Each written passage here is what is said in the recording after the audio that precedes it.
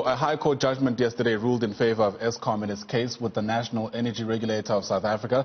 The court says NERSA acted in a manner that was inconsistent with the Constitution when it did not allow Eskom to recoup revenue from customers between 2015 and 2017. Eskom had disputed the regulator's decision to only award it regulatory clearing account balances of 33 billion rand for those 3 financial years compared to the 66.6 billion that it applied for. For more on this now, I'm now joined by the General Manager of Regulations at Eskom, that's Hasha Tlhotlhalemaje. Thanks very much for your time, Hasha, and welcome to the AM Report. So we'll get into the complexities of this case, which is, I know, one of several others with NERSA. But I imagine what's top of mind for many South Africans this morning is, does this mean I might have to pay more for my electricity? Yes, unfortunately that is the case, but it needs to be looked at from a bigger point of view. If the consumer of the electricity doesn't pay for the electricity, then the fewer people that are taxpayers would have to pay. And that is the situation that we are in at the moment. And I just want to clarify that these are efficient costs that NERSA did not allow, and therefore the board had to go to the courts to review the decision in a bid to recover these efficient costs. And this is what has been decided by the judge. Right. So let's delve into those complexities if we can. I mean, many of the reports make mention of a regulatory clearing account several times. What is that, and how does it factor or feature in, the calculations for tariff determinations? Okay, so what happens is that Eskom's revenue, or when Eskom can only determine its tariff through a regulator. It cannot do it itself.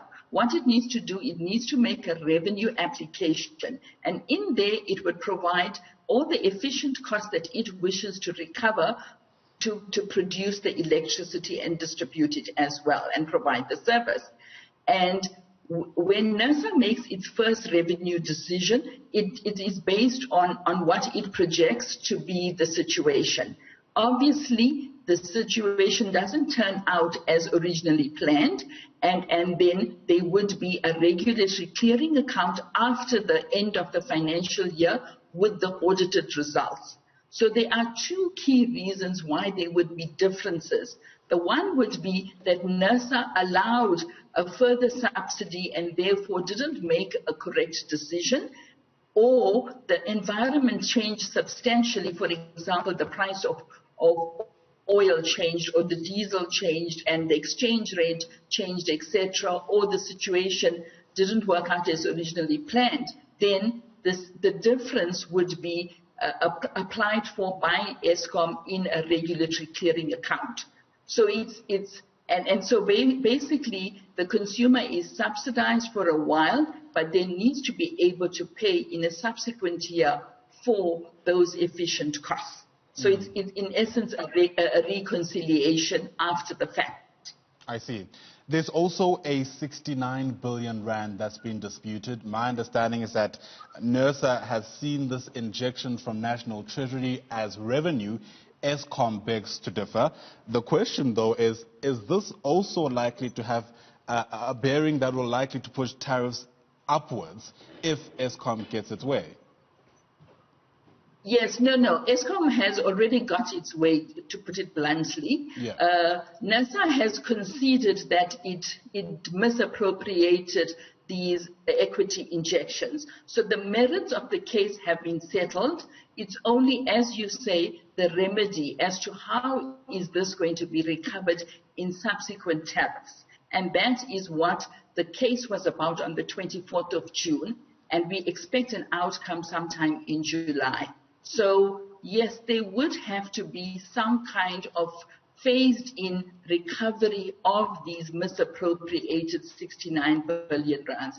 And we need to stress that it would be phased in. We do not expect to recover that in one shot. And then cognizance will be given to the impact on the consumer, and NERSA would need to make a decision on that. So we are hoping that the court will give some guidance on how this would happen, but it would be ultimately a NERSA decision. So there is that amounts that is outstanding at the moment. Right. I think for many South Africans who might find themselves having to pay more for electricity, a glimmer of hope might be if there's a perception created that this will all contribute to financial stability at Eskom. Outside of these discrepancies with NERSA in the courts, what else is preventing Eskom from reaching that stage? Well, you see, all of Eskom's regulated revenue is determined by NERSA. And if a poor decision is made, it does impact Eskom severely. And therefore, Eskom has been depending on its balance sheets for many years, and now it is becoming an untenable situation. And that is what we are dealing with. And we hope to be able to gradually recover, to be able to recover our efficient cost level.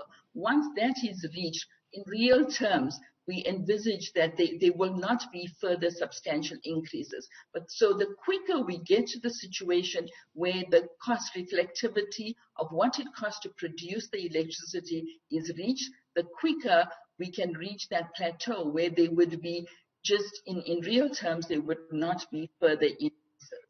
So are you saying that it's only discrepancies around reflecting the accurate costs for Eskom that is preventing the power utility from reaching a stage where its finances are in order? Is that the only problem that you're faced with? No, okay, sorry, I misunderstood your question. No, look, Eskom has agreed to phase this movement towards cost reflectivity over the stage. So even in its application, it has allowed some kind of a subsidy to the consumer. So it is not entirely NERSA's decision. It is NERSA and Eskom working together to reach this particular stage.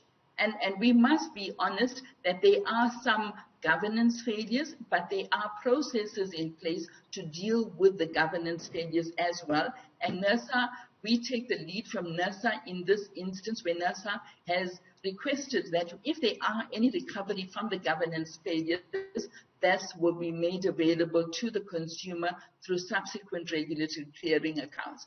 And so we are committed, and we have already started that process. Right. So besides, a big chunk of Eskom's woes is related to the inadequate tariff. If that has been solved, it will go a long way towards Eskom's financial sustainability. And I'm sure you'll agree, Hasha, that solving those governance issues surely should receive equal amount of attention and be, I guess, afforded as much priority, because it's one thing to solve the tap issue, as you put it, but if it's still working in an inefficient system, you might be asking consumers to fork out more for quite a long time. Yes, no, and we absolutely admit to that. It is NERSA's mandate to make sure that it only allows Eskom to recover efficient costs. So it needs to do its efficiency tests. It needs to make sure that it only compares Eskom's to other benchmarks, and it does that to a certain extent, and only allows those efficient costs. And the point is that we are still experiencing a gap towards that efficient level. And there has been many studies that prove that that is the case. So yes, we do admit that there might be certain levels of inefficiencies, but Eskom is working hard to deal with that as any other industry would do. So there is some element of that, and there is work being done on that. But when we talk about the tariff issue, we are only talking about the efficient level of the price of electricity to cover the efficient costs that any utility would incur. And this is not unique in the world, and therefore we can compare ourselves to other utilities, and we do. All right. Thanks very much for your time. There's no overstating that we'll be keeping a close eye on how that unfolds. That's Hasha Tlhotlhalemaje, who's General Manager of Regulations at Eskom.